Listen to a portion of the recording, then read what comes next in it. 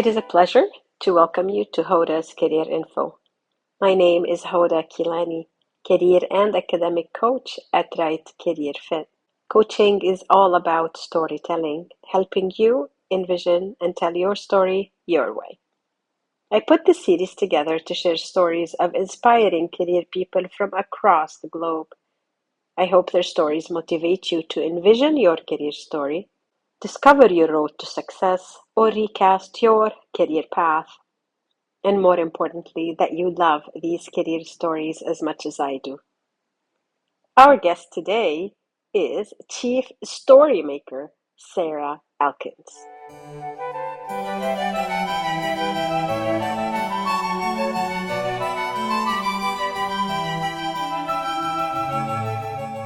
I love to guide my clients to uncover the stories that demonstrate that they're a generous person so that they can share a story as opposed to just trying to have a label that's not meaningful.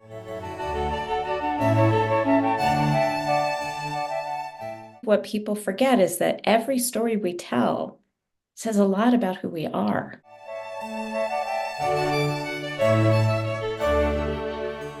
Being conscious of the stories you're sharing and why you're sharing them, and looking for the evidence from your past that you can and will succeed in your next challenge.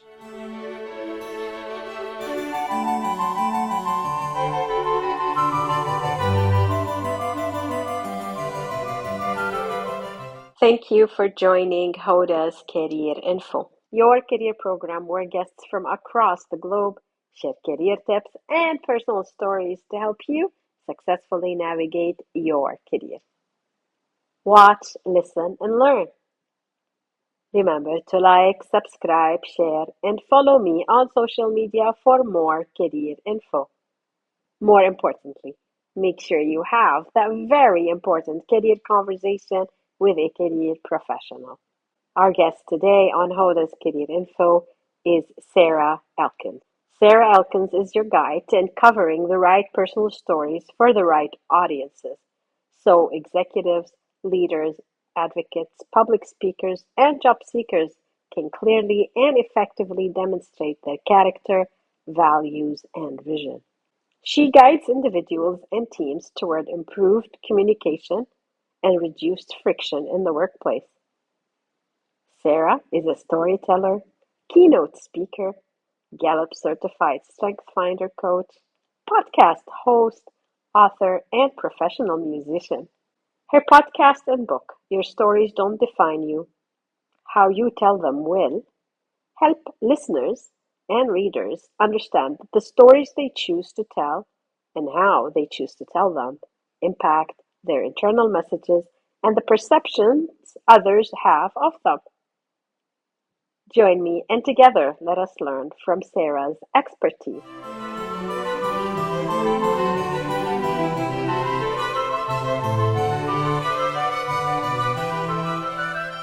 Welcome, Sarah Elkins, to Hoda's Career Info. Thank you so much for joining me today.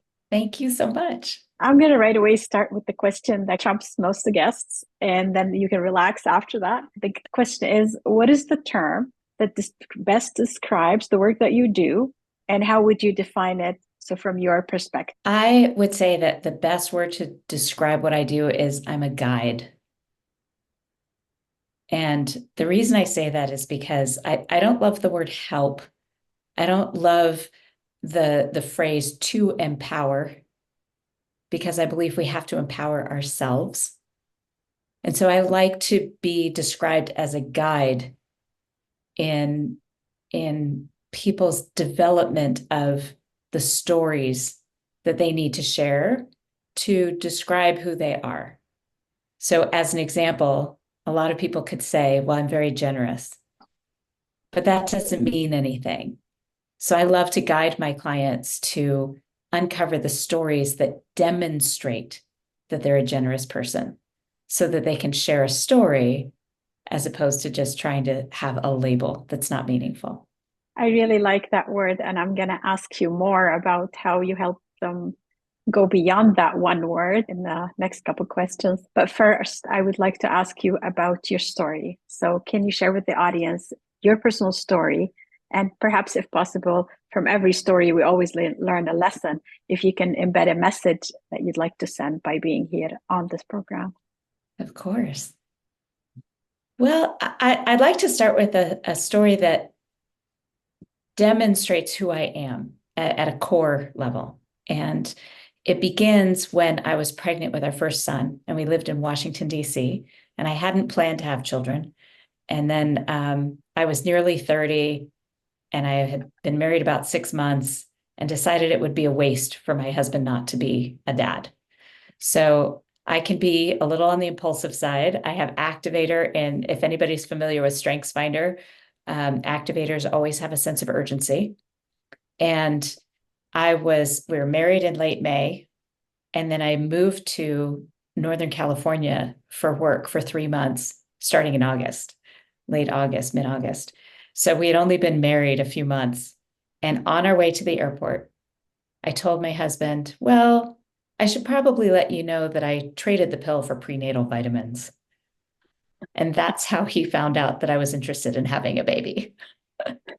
So he drove me to the airport, and then we were pregnant within a couple of months of me moving back to Washington, D.C., which was very fortunate. I anticipated taking longer, but it just happened pretty quickly for us, which was a gift. But it was after the baby was born, and I had this wonderful nanny that was coming to our apartment every day so I could go to work. And yet I was still crying all the way to work. And one day I got back home, and I was really, really sad. I had grabbed the baby from the nanny's hands, and I was nursing him, and I had just missed him so much, which really surprised me. It didn't seem like that would be part of my identity, but so it was catching me a little off guard. And I called my mother, and I just started sobbing when I heard her voice. And that's so unlike me. And so my mom, of course, got very worried. She's a baby nurse.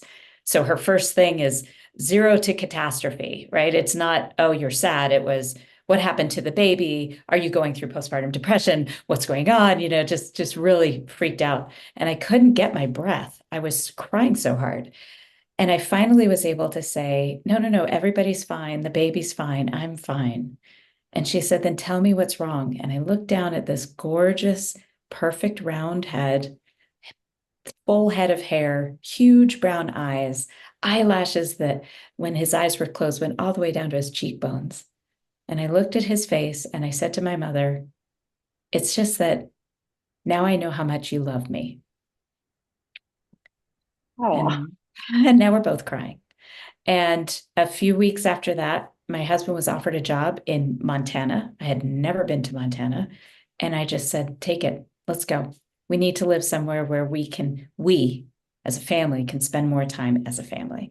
Because when we're in DC, it's nonstop. And he agreed, and we moved to Montana 4 weeks later. that is such a cool story. And I heard the message you're trying to portray, but do you want to elaborate on it your way? But no, I would rather hear what you heard from that story, because that's the whole point, right? It's not really what my intention is, it's what you're hearing that matters. Absolutely. And Yeah, that's why it's sure. so important to be intentional. Yeah, I'll take that on. What I heard is that first we have to be intentional, so reflecting about things that we're doing and not hoping things will change on their own. But then at the same time, I saw you taking things as you felt today were needed by saying, yes, let's move to Montana without stopping and thinking, at least you didn't share that part. Is it going to affect my work? How are things going to change for us? You seem all for it because it made sense just to be with your baby at that point. Yes, I love that. That's a really good interpretation of it. And I think what people forget is that every story we tell says a lot about who we are.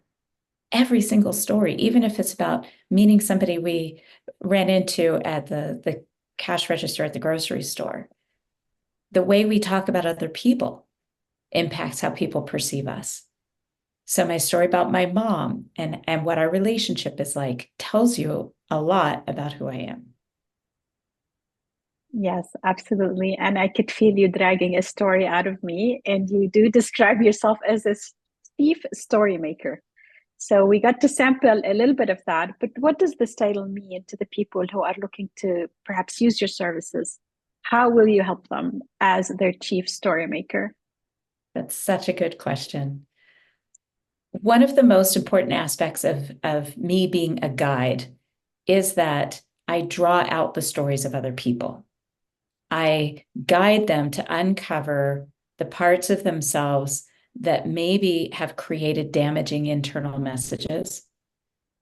I uncover the stories those origin stories of why do we have this internal message? And how can we adjust how we're sharing that story? Because how we share it externally affects our internal message. So if we're sharing stories that make us feel like a victim and make us appear like a victim, then that's who we're going to be. So one of my greatest strengths is I get people to do things they otherwise might not do. I get people to choose to step out of their comfort zone. And so for somebody who's looking for a new career path, it's imperative that they know what is going to make them more satisfied in their lives. They're looking for change because they're dissatisfied in some aspect of their lives.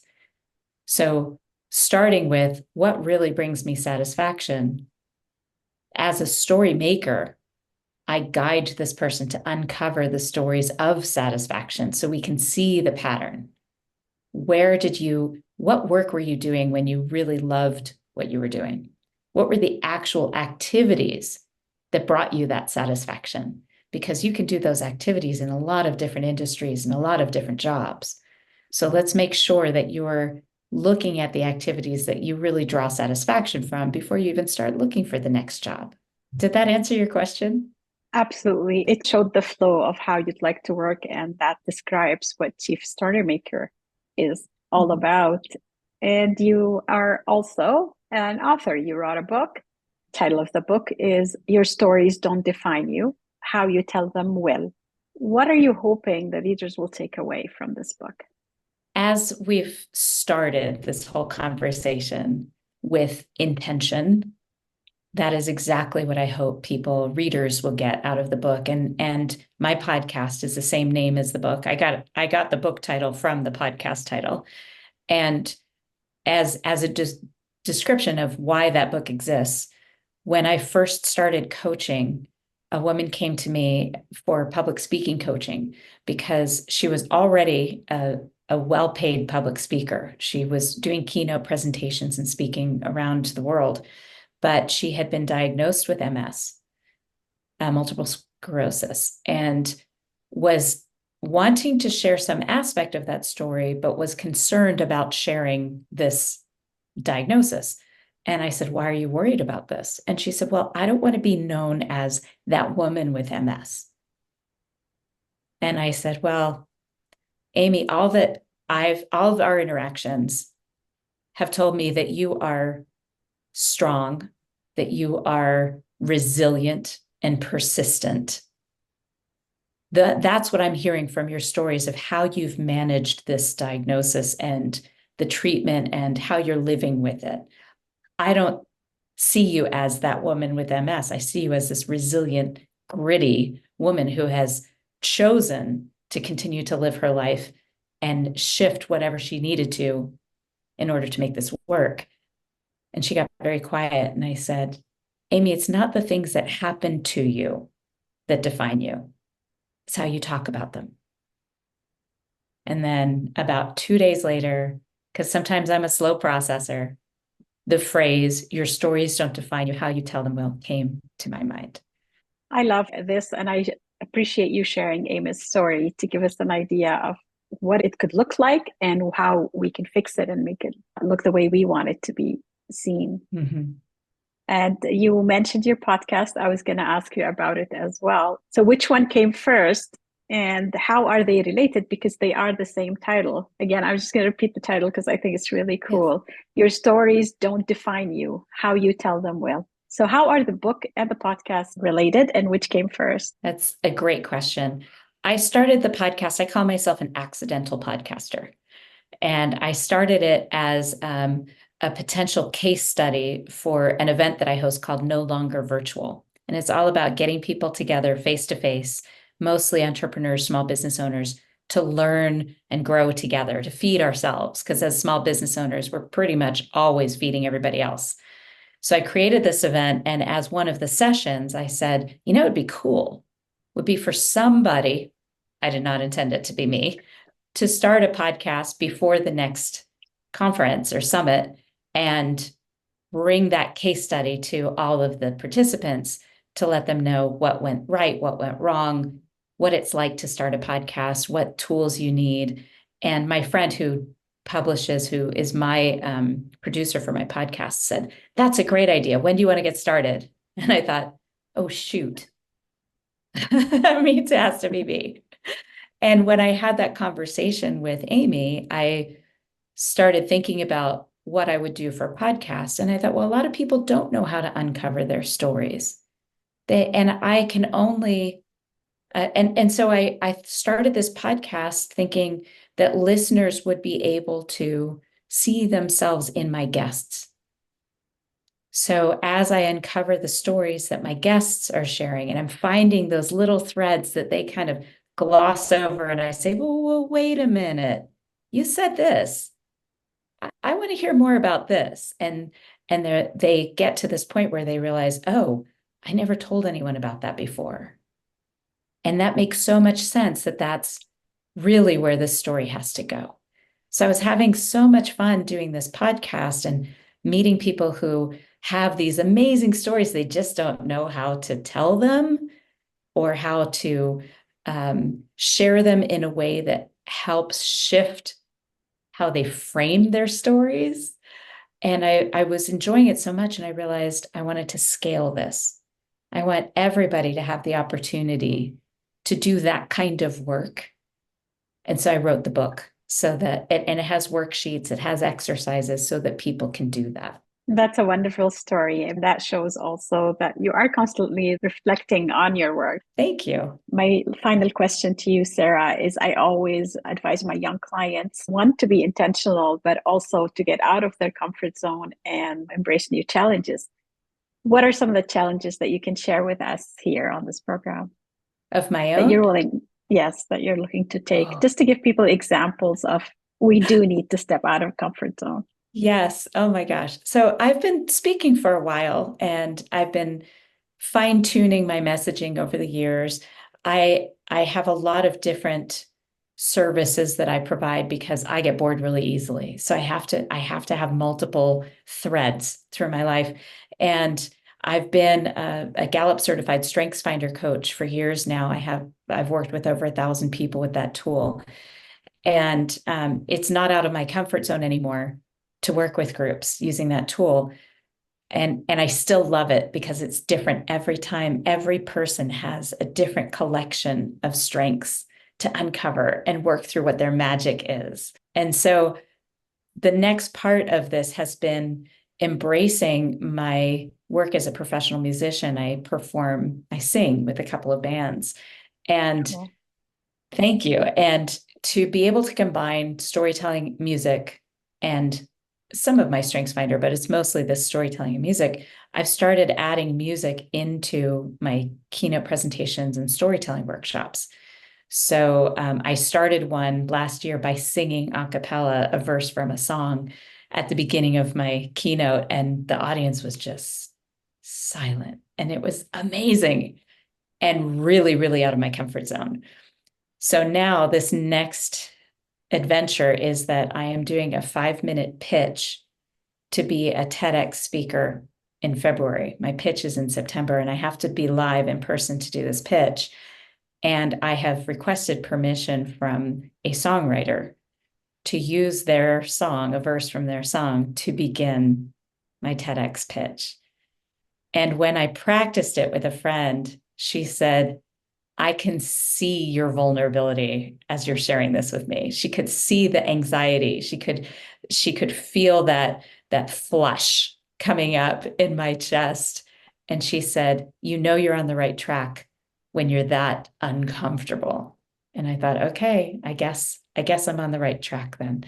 So my next challenge is this pitch. it's a People's Choice TEDx event. So I have to be voted for. I have to be selected by voters in order to move to the next level. And I don't consider myself a very competitive person.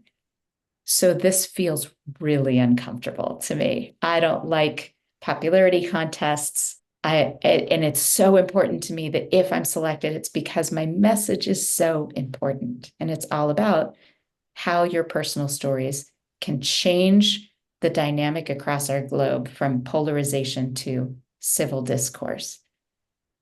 So that's my next really out of my comfort zone step, and it's coming up in just a few weeks.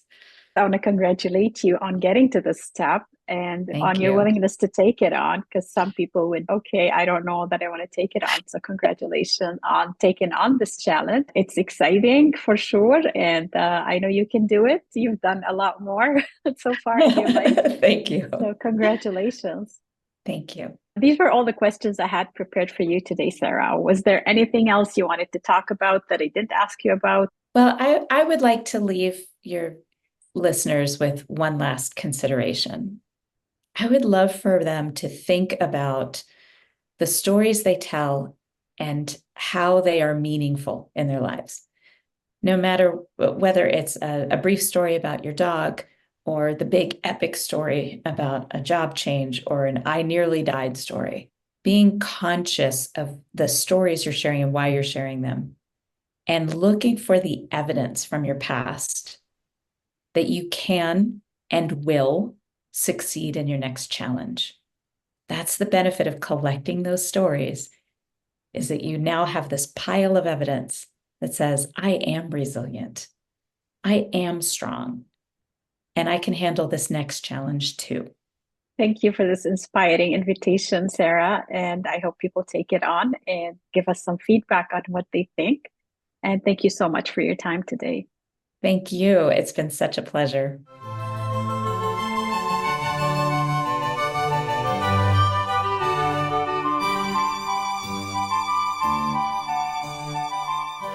Are you as curious as I am about the experience and the results of Sarah's challenge? Here is what she has to share. Thank you, Hoda, for the opportunity to share about my experience giving a 5-minute pitch for the TEDx U Street Women People's Choice Competition in September of 2024. Here's the update. I made it to the finals on February 15th. It's hard to generate curiosity and excitement for a TED-quality big idea in 5 minutes, and I underestimated how nervous I would be as I stood on the red dot with the letters behind me. I walked into a room full of strangers having no idea what to expect. But when I met the other speakers, I felt a shift. We became a community. I felt like I belonged there. I wanted to support the others as I felt supported, and it became less a competition and more the old saying, a rising tide lifts all ships. Follow me on LinkedIn to learn how you can help me bring my big idea to the TEDx stage on November 3rd, 2025. And thanks so much to Kim Webster and her team at TEDx U Street Women for designing an environment to create community and belonging.